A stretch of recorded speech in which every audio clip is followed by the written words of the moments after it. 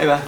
So it's been a little while since I've tried to do a vlog, mostly because the filming process has been so sort of intense and stressful for me. So I wanted to take today. It's been about 3 or 5 days since we actually wrapped up shooting after the two separate, the principal and additional photography sessions. So I wanted to talk about how that kind of went for me. So I went in knowing that it was going to be big, it was going to be hard, and it was going to be difficult, and I was going to have to live in a room full of Cheerios for 2 weeks.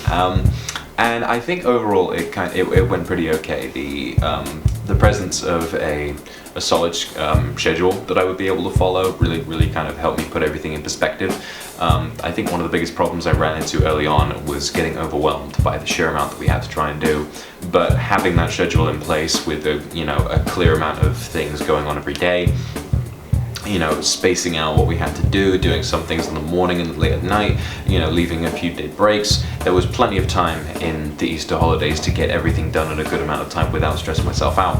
If I was to talk about some things that I'm really not happy with, the gimbal I bought, the Giant Crane 2, is great, but sometimes it just doesn't work quite well enough, and it's really frustrating. There are certain shots that I do, like for example a couple of the outdoor shots where we do sort of a movement that runs along the floor, and the shake in the gimbal is so noticeable and it looks so unprofessional, and it's really heartbreaking because they were good shots, they were well framed, they were well sort of set up and everything, but because of this equipment it just didn't really pan out, and you can see it in the finished product. Even with stabilization, they look dreadful, and it's really frustrating because I was kind of relying on a lot of those shots to look great, and even when I checked them, they looked fine, and then looking at them in the edit, it's just not to a high enough standard, which is quite frustrating. So I think in future what I'm going to have to do is look at how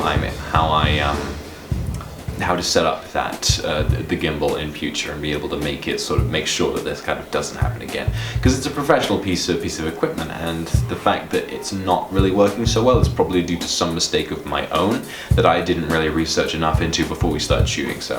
And I think it worked out really well. I think the cinematography in this film is actually pretty good, even though I don't really know an awful lot about cinematographic, I'm not sure if that's a word, theory. I kind of just went with what I thought looked nice. We showed up on set, we would have a look at the available lighting, natural light most of the time, computer screen light, that sort of thing, different types of framing, different lenses, and in the end I feel like it all just kind of came together really well. All the different shot types, all the different sort of wide angles, close-ups, everything. I think I just have a good eye for that kind of thing, and I didn't really feel that storyboards were solely lacking. I had a great time editing and shooting without the need to refer to a paper plan, and I think the film is better off for it, which is really good. In future, obviously, you will always need storyboards in the industry, and I'm aware of that, but on this personal project I found that they would not have benefited me at all, and I'm really happy with the decision I made to just go ahead and use my imagination while I'm on set instead of relying on a paper plan.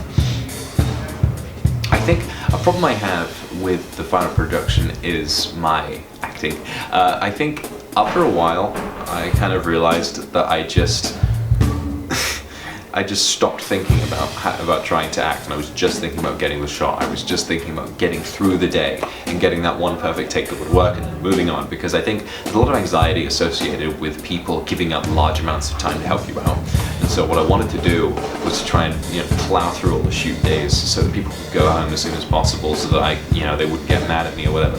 But I think I've realized that after a while that resulted in me, I never focused on the strength of my own performance. I never really tried to give much direction to actors. I would ask them to retake lines, like sometimes not even once in a whole scene. I would just which is quite frustrating. Towards the end, we did sit down and try to give more direction to actors than I had before, but in the earlier scenes you can definitely tell that there's a lot that I would have changed had I sort of had the courage to speak out and say I'm not really okay with how that take went down.